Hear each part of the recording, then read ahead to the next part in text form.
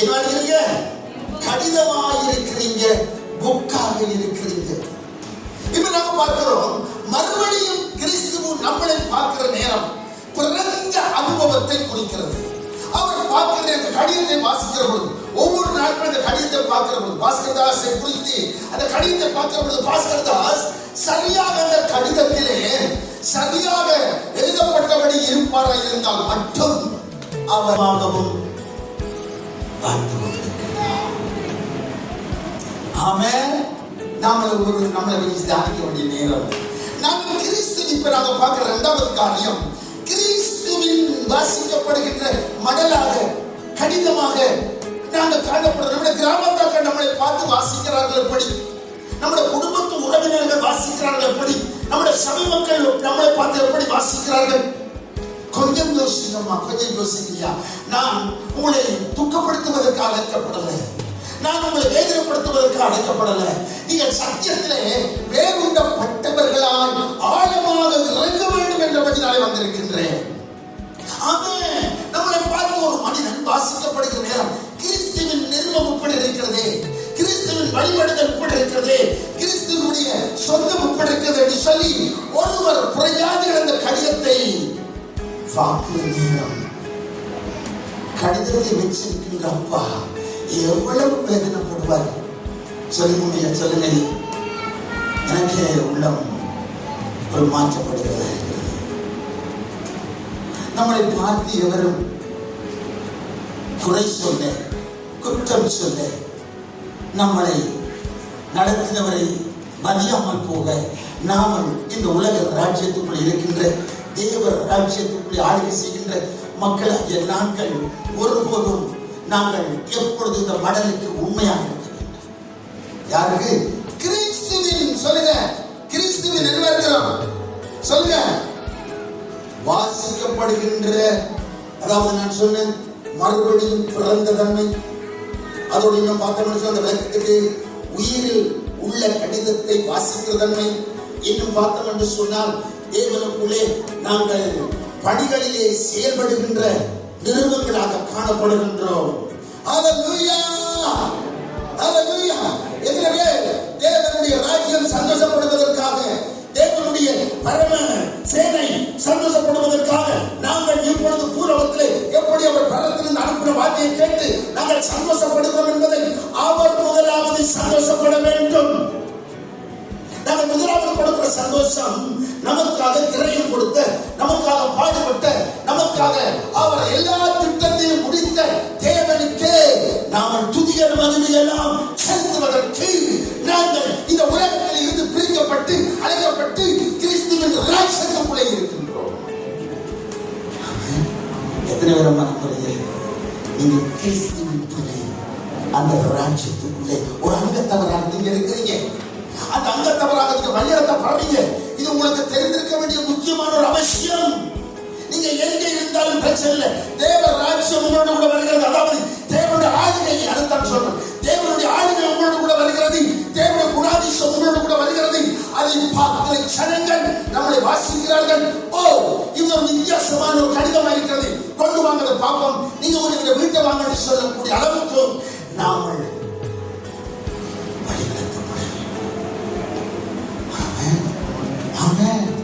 சரி. இப்ப கொஞ்சம் போமா பாருங்க என்ன சொல்லப்படுது. சாட்சியாக இருக்கின்றது 1:2 அஞ்சு குறிப்பு உங்களுக்கு கொடுக்கிற வேதமாக வாசிக்கலாம். தேவனோடு இணைந்து நாங்கள் என்ன செய்யப்படும்? பணியாற்ற வேண்டும். தேவனோடு சேர்ந்து வாசிக்கப்படுகிற நிருபம் தேவனோடும். இப்ப நான் பேச வர்றது அங்கே முதலாவது அப்போஸ்தலருடைய நிருபமாக இருந்தோம். இப்ப நான் பேசிக்கொண்டிருக்கிற தேவனுடைய நிருபம். தேவனோடு இணைந்து இசைந்து நாம் பணியில் ஈடுபட.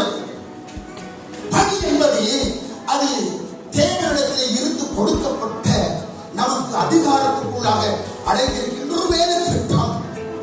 இதை புரிந்து கொள்கிற பொழுதுதான் நாங்கள் தேவனுக்குள்ளே எப்படி வாழலாம் என்று பார்க்கிறோம். தேவனுக்கென்று நாம் நம்முடைய குடும்பத்தில் எல்லாரும் வேலை செய்ய வேண்டுமா? வாசிக்கப்படுற கடிதம் என்ன சொல்லுவாங்க? அவங்க எல்லாரும் வேலை செய்யறாங்க. தேவனுடைய ராஜ்யத்துல எல்லாரும் வேலை செய்யறாங்க.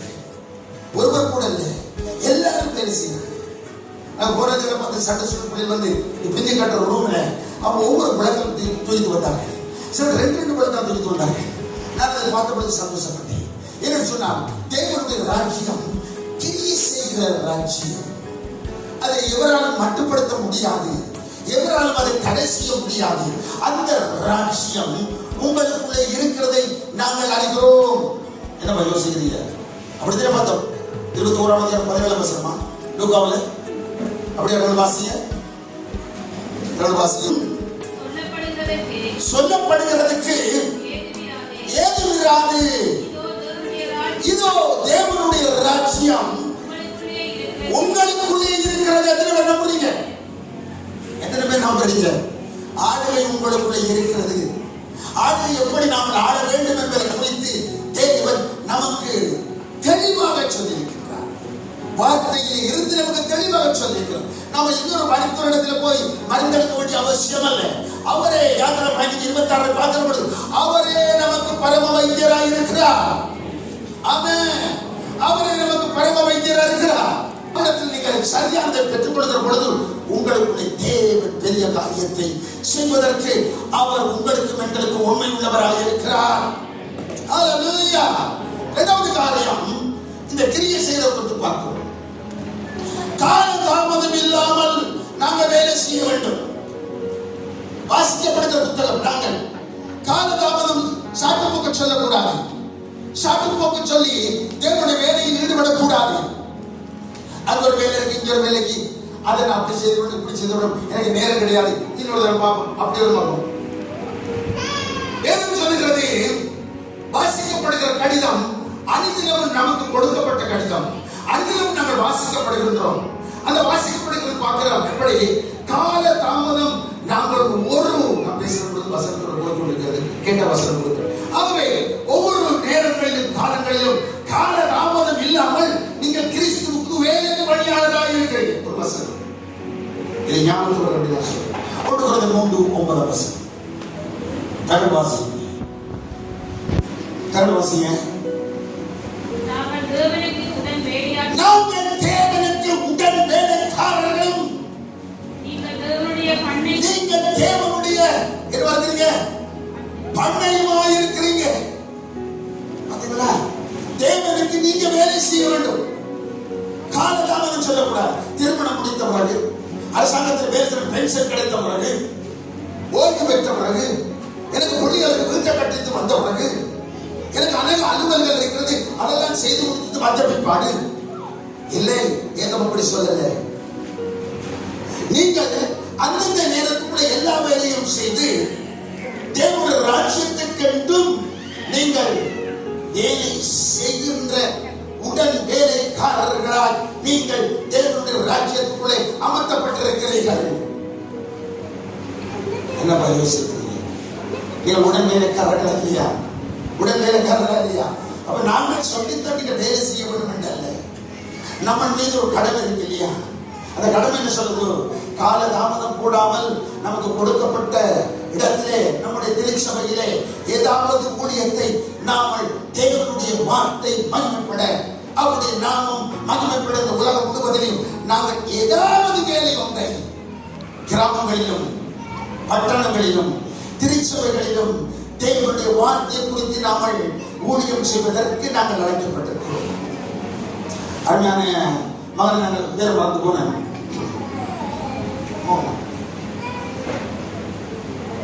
மோகன் இல்லாதவரை வந்தார், விடுதலையாக்கப்பட்டு இப்ப ஒரு வயதுக்கு 3 காலில் வருகிறார். பார்த்தீங்கன்னா இப்போ போய் நாங்கள் அவரை பேதுரு, நீ வாலிப வயதிலே நீ நினைத்ததை செய்யாம போனீங்கன்னு சொன்னா உனக்கு ஒரு நாள் வயது போகும். நீ விரும்புகிற ஆடை போடலாது, நீ விரும்புகிற சுவ போடலாது, நீ நினைச்சிடத்துக்கு உங்களை கொண்டா தூக்கிட்டு போறதுக்கு கழுதை தர மாட்டாங்க, குதிரையை தர மாட்டாங்க. அதனால பேதுரு போய் இப்பொழுதே நீ செய்ய வேண்டிய நான் சொல்றேன் செய். 64 வயது வேலை செய்து கொண்டே முழுமையா நான் செய்ய சொல்றேன். காலதாமதம் இல்லாமல் உங்களுடைய எல்லா வேலையும் நீங்க பார்க்கிறீங்க, உலக பிரகாரமான வேலையை பார்க்கிறீங்க. சரி, ஆண்டவரை பற்றி சாட்சியாக நாங்கள் ஒருவருக்காவது நாங்கள் ஆறுதல் கொடுக்க வேண்டிய இடத்திலே இல்லாமல் போகும் என்றால் ராஜ்யத்துக்குள் இருக்கின்ற முதலாவது என்ன சொல்லுங்க பாப்போம். முதலாவது என்ன? ராஜ்யத்துக்குள் இருக்கிற முதலாவது என்ன? மன்னிப்பு. உங்களுக்குள்ள இருக்க வேண்டும். முதலாவது மன்னிப்பு இருக்க வேண்டும். இரண்டாவது ராஜ்யத்துக்குள்ள இருக்குது அன்பு. உங்களுக்குள்ள இருக்க வேண்டும், அன்பு இருக்க வேண்டும். இந்த ரெண்டும் சேர்த்து அப்பா ராஜ்யத்தை நம்மளால் கட்ட முடியும். தேவனோடு குடும்பத்தோடு நீங்கள் வாழ்ந்து எல்லாவற்றையும் செய்து முடிக்க வேண்டும் என்று உங்களை நாங்கள் அன்பாக வேண்டுகின்றோம். ஆமா, வேகமா போகிற நேரம் சொல்லிக்கொள்ள எழுதி கொள்றாங்க, எழுதி கொள்ளுங்க. மூன்றாவது காரியம் அவருக்குரிய பணியிலே நிறைவேற்ற வேண்டும். அதாவது மூன்றாவது காரியம் அவருக்குரிய பணியிலே வாசிக்கப்படுகிற நிருபம் என்ன செய்யப்பட வேண்டும்? நிறைவேற்ற வேண்டும். அடுத்த பார்த்தோம்னு சொன்னால் பணி எப்பொழுதும் பெருகிக் கொண்டே போக வேண்டும். வாசிக்கப்படுகிற புத்தகம் உலக நாட்டிலே இல்லாத புத்தகம் எந்த புத்தகம்? கையெழுத்தி சொல்லுங்க. உலகத்திலே இல்லாத புத்தகம், வாசிக்கப்படுகிற புத்தகம் எந்த புத்தகம்? சொல்லுங்க சத்தமா. தேவனுடைய வார்த்தையின் ஜீவ புத்தகம்.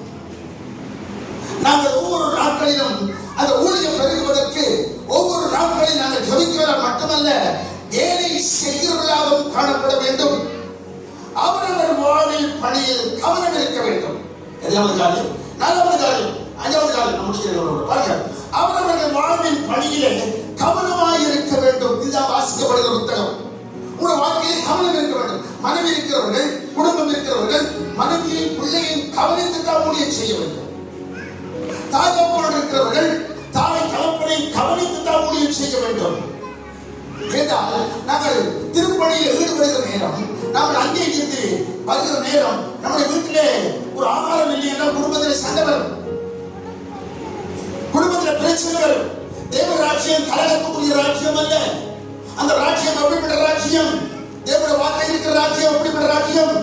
அது சமாதானத்தின் ராஜ்யம். அங்கே சந்தோஷம் இருக்கிறது, சமாதானம் இருக்கிறது, ஒரு இளைப்பாறுதல் இருக்கிறது. அப்படிப்பட்ட இடத்திலே நாங்கள் வாழ்ந்து கொண்டிருக்கின்றோம். ஆகவே அருமையான தாயே, அருமையான தகப்பனே, வாலிப தம்பியே, வாலிப தங்கச்சியே, ஊழியர்களே, எப்பொழுது நீங்கள் சிறகடித்து பறக்கிற நேரம் மோகனன் போல கொள்ளிட வருகிற நேரமா? இங்க வாசிக்கப்படுகிற நிறுவனமே மோகனை போல நாங்கள் வயது சென்று நான் பிள்ளைகளை திருமணம் முடிச்சு கொடுத்து எனக்கு ஒரு அதிர்த்தம் இல்லை, நாங்கள் காப்பத்தரிசி போட்ட போதும் சரி என்று நினைக்க கட்டத்துக்கு வருவதில்லை என்றால் பிரசங்கிய 12ஆம் அதிகாரத்தை படிச்சு பாருங்க. பள்ளிகள் விழுவதற்கு படியா சொல்லுவதில்லை, அப்படிப்பட்ட கண்கள் இருளடைவதற்கு முன்னும் வாழ்வதே உன் வாழ்வு பிரயாணத்தில் சிருஷ்டி கர்த்தர் நினைத்துக் நான் சொல்றதை சொல்லிவிட்டு போகிறோம். நாங்களும் எங்களுக்கு முயற்சி எடுக்கிறோம். இப்ப நாங்க வார்த்தைக்குள்ள போகிறோம். இப்ப நீங்க பேச்சு பாசீங்க. முதலாவது வாசிக்கப்படுகிற நிறுவனத்தை குறித்து நான் உங்களோட கூட பேசினேன். வேதமாகி போகிறேன். இப்ப வாசிங்க 3ஆம் வசனம். ரெண்டு காரியம் பாருங்க. ஜீவனுள்ள தேவனுடைய ஆவியினால் அல்ல, மற்றது என்னப்படுது? கற்பனைகளினால் அல்ல. வாசிங்க.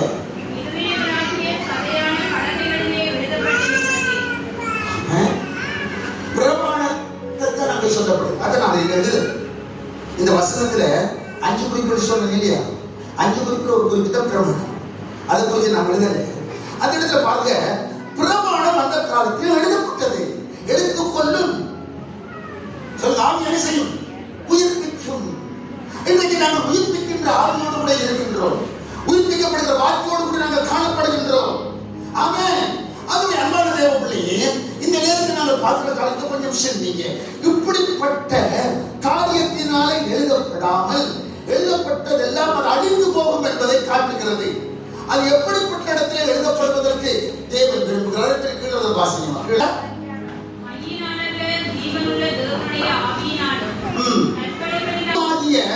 பலகளிலே தேவனுடைய வார்த்தை என்ன செய்யப்படுகிறது? எதிரே நம்புறீங்க. என்னுடைய இருதயமாகிய சபையான இருதயத்திலே தேவனுடைய ராஜ்யத்தை குறித்த வார்த்தைகள் எழுதப்பட்டது. எத்தனை நம்புறீங்க? அதாவது பதிக்கப்பட்டது நான் சொல்ல வரல, மனப்பாடம் செய்திருக்கு நான் சொல்ல வரல, கேட்க வசனம் இல்லாம நீங்க ஜெபிக்கிறீங்க தானே, வசனம் வெய்யாம நீங்க ஜெபிக்கிறீங்க தானே. அப்படியானால் அந்த இறுதிய பலகையிலே அந்த வார்த்தை இல்லாதபடியா நீங்க எழுதி ஜெபம் செய்யறீங்க. அந்த வார்த்தையை சொல்லி நல்லா யோசிங்க. வார்த்தை இருதயத்திலே எழுதப்பட்டபடியினாலே நீங்கள் ஒவ்வொரு காரியம் அப்பா நீங்க சொன்னீங்க வசனம் தெரியாது வச்சுக்கொள்ளுங்க. 33 சொல்லுகிறது. நான் ஒன்று தான் சொன்னேன். அவங்க காலத்தை என்னை நோக்கி கூப்பிடு. நான் வசனத்தை சொல்லி சொல்லிக்கிறேன். உங்களுக்கு வசனம் தெரியாத சிலத்தில் பார்க்கணும். அப்படி அவங்க காலத்தை என்னை நோக்கி கூப்பிடு. நான் உன்னை அறியாத விட்டா பெரிய காலத்தை செய்வேன் சொல்லுங்களே. எங்க இருந்து வருது? பக்கத்தில் இருக்குது. எங்க இருந்து சொல்றாங்க கேளுங்கப்பா. நான் போயிட்டு கேட்டீங்க எங்க இருந்து இந்த வசனம் வார்த்தை தெரியாம அந்த வசனத்தையும் அந்த அதிகாரத்தையும் சொல்லாமல் இருந்து வருது கேளுங்க. இருதயத்திலே இருந்து உங்களுடைய இருதயம் தேவனால் பாவிக்கப்படுகிறதா இருக்கிறது. தேவ வார்த்தை அங்கே அனுமதிக்கப்பட்டிருக்கிறது. தேவ வார்த்தை அங்கிருந்துதான் வளர ஆரம்பிக்கிறது. அங்கிருந்துதான் அந்த வார்த்தை உயிரோடு நிலைத்து நிற்க முயற்சி எடுக்கிறது. ஒரு வாழ்க்கை அதுதான். ஒருவர் அந்த இருதயத்திலே விழுந்து கொண்ட அந்த வார்த்தையை சரியாக அவர் பயன்படுத்துவாரானால், சரியாக வழிநடத்துவாரானால் அந்த வார்த்தை ஒரு மனிதனை வேதம் சொல்லுகிறது. உபாகி 28:1 வாசி. விஸ்தவன் கூட ஒரு மேன்மைப்படுத்துவார் என்று சொன்னார். அது நான் உங்களுக்கு இப்ப நான் ஒரு வசந்த காட்டுறேன். அவர் வாசத்தை 4 நானே கூட சொல்றேன். 28:1 இன்று நான் உனக்கு விதிக்கின்ற உன் தேவனாகிய கர்த்தருடைய கட்டளைகளின்படியும்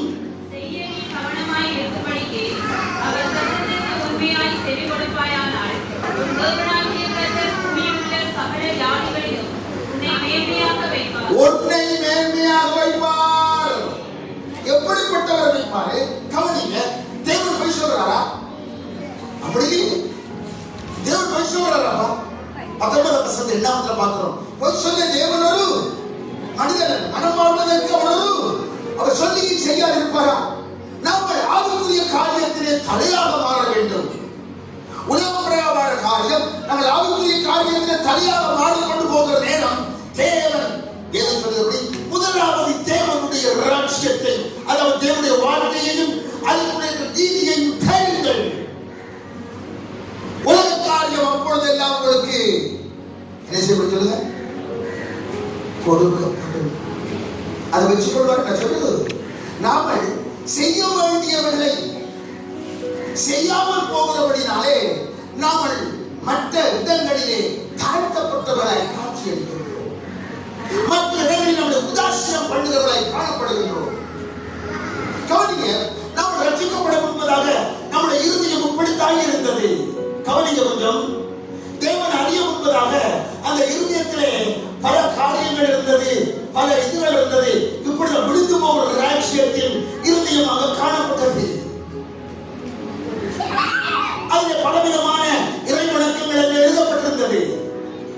ஆனால் அது நிலைமைக்கிற ராஜ்யம் இல்லாதபடினாலே அந்த ராஜ்யத்துக்கு இருதயத்தை எப்படி மாற்ற வேண்டும் என்று தெரியாமல் காணப்பட்டது. அந்த இருதயம் கர்த்தராகிய இயேசு கிறிஸ்துவை சொந்த இரட்சகராய் பாவத்திலிருந்து மீட்கப்பட்ட பொழுது தேவன் அந்த இருதயத்தை எப்படி வச்சார்? வச்சார். நல்ல கவனிங்கம்மா, நல்ல கவனிங்கய்யா. வார்த்தை எழுதுவதற்காக தேவன் ஆவிக்குரிய இருதயத்தை தேவன் எப்படி வச்சார்? இப்படி வைத்தபடினாலே அவருடைய வார்த்தைகள் முழுவதும் இங்க விடுமா எங்க விடும்? சொல்லுங்களேன் நம்ம, சொல்லுங்களேன் ஐயா. உங்களுடைய இதயத்துல வார்த்தை வச்சு ஜெபிக்கிறவர் சொன்னார், விழுந்த வார்த்தை இடியாத இடத்துல இருக்கிற வார்த்தையை வச்சு தானே நீங்க ஜெபிக்கிறீங்க. அப்படியே இருக்கிற வார்த்தை எப்படி இருக்குது சொல்லுங்க. விழாமல் எப்படி இருக்கிறது? எப்படி தனி இருக்கிறது கூட இருதயம், ஆவிக்குரிய இருதயம். ஆவிக்குரிய இருதயத்திலே தேவன் அநேக நன்மைகளை உங்களுக்கு வச்சிருக்கிறார். நீங்கள் எப்படியாவது சோதித்து பார்த்தது உண்டா? எப்பொழுதாவது உங்களுடைய இருதயத்திலே வசனங்கள் ஒன்றோ ரெண்டோ நீங்க ஜெபிக்கிற நேரத்தில் இப்படிப்பட்ட வசனங்கள் இருதயத்தில் வந்ததே, அதை குறித்து நீங்க தியானம் செய்தது உண்டா? அது எப்படிப்பட்டது? அது எங்கிருந்து வந்தது? யாரால் வந்தது? அது வர காரணம் என்ன என்று நீங்கள் யோசித்தது உண்டா? அங்கதான் தப்பு பண்ணுகிறோம், அங்கதான் தவறு நடக்கிறது. நான் சொன்னேன், இருதயத்தில் விதைத்து போட்டதை தவறு உள்ள இருதயம், கவனமில்லாத இல்லாமல் இருக்கிறபடினா அந்த வசனத்தை என்ன செய்யறான்னு சொல்லுங்க. சொல்ல என்ன சொல்லப்படுது? 19 வசனம் பிடுங்கப்பட்டு போகிறது.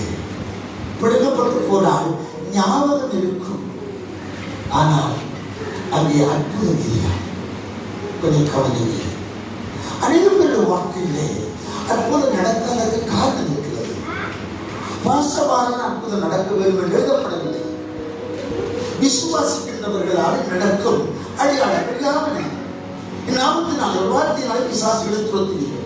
நவமான பாசுகளை பேசுவார்கள், சர்ப்பங்களை எடுப்பார்கள், சாவுக்கு எதுவரை காலத்தை குடித்தாலும் அதை சேதப்படுத்தார்கள். வியாதிசில பேர் கரைகளை எடுப்பார்கள், அப்பொழுது அவர்கள் சுகம். ஆறு கொடுக்கப்பட்டது? யாரும் சபைக்கு தான் கொடுக்கப்பட்டது. சபையானை வாசல் இருக்கிறார்கள். அதனால வாசல் ஜெபித்ததால் அப்போது நடக்க வேண்டும். அவர்கள் ஜெபனப்படுத்தினா அந்த பெருமை ஆள் கொடுக்குறீங்கன்னு சொல்ல கவனிங்க. விசுவாசிகள் பெருமைய பாசனம் கொடுக்குறீங்க. இல்ல பாஸ்டர் நீங்க அதுதான் வர்றது. தேவன் அனுமதியாத இடங்களிலே கை வைக்க காரணம் எது வைக்கிறது சொல்லுங்க? தாழ்வு வைக்கிறா, பெருமை வைக்கிறா? பெருமை வைக்கிறது. தேவன் சொல்கிறார் வசனத்தை அழித்து குணமாக்கினார். அப்படி வச்சாக்க இப்படி வச்சாக்க சுகமாக சொல்லப்படவில்லை. நீங்கள் ஆவியை பொறுத்தரவில்லை இருந்தால் வேதம் சொல்றபடி நீங்கள் தியானித்து பாருங்கள். வேதம் சொல்லுதப்படி இப்படித்தான் செய்ய வேண்டும் என்று சொல்றபடியால் அப்படி செய்யாமல் போகிற பொழுது மாம்சத்தின் ராஜ்யத்தோடு இடைப்பட்டு ஆவியின் ராஜ்யம் செயல்படுகிறது. தேவன் சொல்லாததை ஆவியின் ராஜ்யம் அனுமதிக்காததை மாம்ச ராஜ்யம் சொல்லுது. இப்படி செய், இப்படிதான் செய். அப்படி அன்பான தேவ பிள்ளைகளே, நம்முடைய வாழ்க்கை மாறி இருக்க வேண்டும். நம்முடைய வாழ்க்கை எப்பொழுதும் தேவனுடைய பார்வையில் நன்றாக அமைந்திருக்க வேண்டும். எப்பொழுதும் இருக்கிற மாதிரி நாம் இருப்போமானால் நம்முடைய இருதயம் ரட்சிக்கப்படும் என்பதாக இருந்த மாதிரியே இப்பொழுதும் நம்முடைய வாழ்க்கையிலே அந்த இருதயம் ஒன்றும் அங்கே தங்க முடியாமல் இப்படித்தான் இருந்து போகும். இப்ப ஆண்டவர் என்ன சொல்றாரு? யோசித்து பார்க்க சொல்லி கடிந்து கிடந்தா அதை முடிக்க சொல்றாரு. அப்படி என்ன வசனம் பாவிக்கலாம்? தன்னை போல் பிறரை நேசி என்றால் தேவனுடைய வார்த்தை தங்கியிருக்கின்றதை நேசி. கொஞ்சம் பிரயாசப்படுங்க. அதை நிறுத்துவதற்கு உங்களால முடியாதுன்னு சொல்ல முடியாது. முடியும். கொஞ்சம் கரையம் கொடுத்து கொஞ்சம் தேவனோடு இணைக்கப்பட்டு நீங்கள் அதை தேவனிடத்தில் கேட்கிற அந்த இருதயம் சரியான விதத்திலே வார்த்தை விழத்தக்கதான இருதயமாய் மாறும். ஆமென், ஆமென். நீங்கள் நம்புறீங்களோ நம்புறீங்க தெரியாது. மாற்றப்பட்டவர்கள் அநேகம் பேர் இருக்கிறார். இந்த உலகத்தில் மாற்றமடைந்தவர்கள் அநேகம் பேர் இருக்கிறார்கள். காரணம் என்ன? சிந்தித்து தியானித்து நாம் சரியாக செயல்பட வேண்டும் என்று நினைக்கின்றவர்கள் கர்த்தரால் பாவிக்கப்படுகிற ஒரு பட்டயமாக இருக்கிறார்கள், ஒரு தீபமாக இருக்கிறார்கள், ஒரு வெளிச்சமாக இருக்கிறார்கள். அல்லேலூயா. அதனால நம்ம தேவனுடைய பிள்ளையே, ஆதாம் ஏவாளை தேவன் கேட்ட மாதிரி ஆதாம் ஏவாள் எங்கே இருக்கிறார்? நாம் வைத்திருக்கிற இல்லையே, காணவில்லையே. மலையை போல மிருகங்களோடு சங்கரித்துக் கொண்டு வந்தார், அது பேசிக் கொண்டு வந்தார். தேவ சாயலில் சிருஷ்டிக்கப்பட்ட மக்களோடு அவர் பேசிக் கொண்டு வந்தார். மிருகங்களோடு பேசுறது எப்படி இருக்கிற குதிரை, எப்படி இருக்கிற கழுதை, எப்படி இருக்கிற மயில், எப்படி இருக்கிற புறா, அப்படி ஒரு கழுத்து சத்தத்தை கேட்டு அத்தி மரத்துக்குள்ளே ஒளிந்து கொண்டார்கள். மதத்துக்குள்ளே ஒளிந்து கொண்டார்கள் என்றார்கள். மறைவுக்குள்ளே இருக்கிறார் என்றால் வெளிச்சத்தில் இல்லாமல் போனார்கள் என்ற அர்த்தம். அவள் நாட்களும் வெளிச்சத்தோடு பேசுகிறவர்கள். தேவனுடைய வார்த்தை, தேவன் வெளிச்சம். எத்தனை நமக்கு அப்படித்தானே? தேவனிடத்தில் இருள் இருக்கிறதா? இல்லை. ஒருவரும் சேரக்கூடாத ஒளியில் வாசம் பண்ணுகிற நீங்கள் ஆராதிக்கிறவர். அவரும் வெளிச்சம், தேவனுடைய வார்த்தை வெளிச்சம் இருக்கிறபடினாலே அந்த வெளிச்சத்துக்குள்ளே இருந்த பிள்ளைகள் 2 பேரும் ஓடி போய் எங்க வந்தார்கள்? தேவன் விடவில்லை, தேவன் விடவில்லை. தேடி போகிறார். நான் மன்னிக்கிற பாவம் நேசிக்கிற அர்த்தம் என்ன? நான் மன்னிப்போடு இருக்கிறபடினால நீ தவறு செய்தால் முடியல. வா, ராஜ்யத்தில் இழந்து போகிற வா. அவர் மன்னித்து மனதுருகி, அங்கே புதிய பண்டிகை பதில் மனதுருகி தொட்டார் என்றுதான் இருக்கிறது. அதே போல மனதுருகி ஆதாமே பாப்பா எவ்வாறு வாங்க இழந்து போனதை தேடி ரட்சிக்க மனுஷகுமாரன் வந்தார். 2 பேரை கூப்பிட்டு எடுத்தவருடைய ஆலோசனை, ஏனப்பா இப்படி செய்தீங்க? நீங்க தான் ஒரு மனைவியை கொடுத்தீங்க, அந்த மனைவியை யார் எனக்கு தந்தா நான் புசித்தேன். அவர் கேட்கிறார், ஏனம்மா இப்படி செய்தார்? சர்ப்பம் என்னை வஞ்சித்தது, அதனாலே நான் புசித்தேன். கைவிட்டாரா நம் தேவன்? விழுந்து போன ராஜ்யத்தை மனுக்குலத்தை தேவன் திரும்பவும் ஸ்தாபித்தார். கவனிங்க, அங்கே சாப்பிட கொடுத்த தோட்டத்திலே, ஏதேன் தோட்டத்திலே, முதலாவது ஏதேன் தோட்டத்திலே சாப்பிட கொடுத்த அந்த 2வது ஏதேன் தோட்டத்திலே சாப்பிட கொடுத்தது கனிகள். கவனிங்க, வேர்வை சிந்தி உடைத்த பிற்பாடு அந்த ரத்தம் இல்லையா? அது வேர்வை சிந்தின பொழுது வேதனை வருகிறது. வேதனையின் நிமித்தம் அவர்கள் விரும்பினதை அடித்து புசித்த அப்பதான் பாவம் பெருக ஆரம்பித்தது. 2வது காலங்களுக்குள்ள இருந்த என்ன சொல் ஏதேன் தோட்டத்துக்குள்ள இருந்த அவருக்கு வேறோட முடிஞ்சது சார். வெளியில அவர்கள் வாழ்ந்திருக்க முடியும், ஆனால் அவர்கள் வாழ்வதற்கு அவர்கள் ஒரு குழந்தையை கற்ப தெரித்தார்கள். குழந்தை கற்ப தெரிக்க நேரம் தேவன் சொல்ற தீர்க்க தரிசனம் என்ன? ஒன்றுக்கும் அவர்களுக்கும் பகிர்வு பார்க்குவேன். பார்த்தா முதல் கற்பத்தின் கனி காயில் இவன் தான் இந்த வித்து அடிக்க போறான். ஞானம் இல்லாதவன், அறிவில்லாதவன், வார்த்தை தெரியாதவன் இப்படி செய்கிறான். அதல்ல வித்து மரியாதை வயிற்றிலே இருந்து பிறக்கிறதா அந்த வித்தப்பா.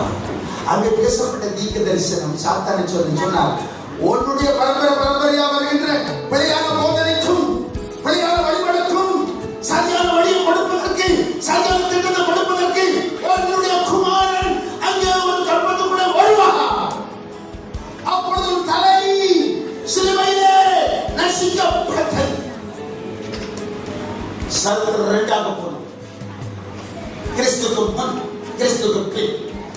ஆமென். ஆகவே அன்பான தேவர்களே, கொஞ்சம் உங்களோட தெளிவா பேசியிருக்கின்றோம். இவனுடைய தேவனை குறித்து பார்க்க நேரம் இல்லை. அது பல காரியங்களில் நம்ம கொண்டு நம்ம பார்க்க நேரம் இல்லை. இந்த வசனத்தை உங்களோடு நான் தியானிச்சிருக்கேன். இதை சுமந்து செல்லுங்கள், நல்லவர்களாக மாற்றமடையுங்கள், தேவனுக்கு பிரியமாக வாழுங்கள், தேவனுடைய சுவிசேஷகரமாக உங்களுக்கு கொடுக்கப்பட்ட குடும்பத்தை நேசிங்கள், உங்களோட பக்கத்தில் அந்நியரை நேசிங்கள், உங்களோட உறவுகளை நேசிங்கள், உங்களோட வேலை செய்வதை நேசிங்கள், விட்டுக் கொடுங்கள், அன்பு செலுத்துங்கள்.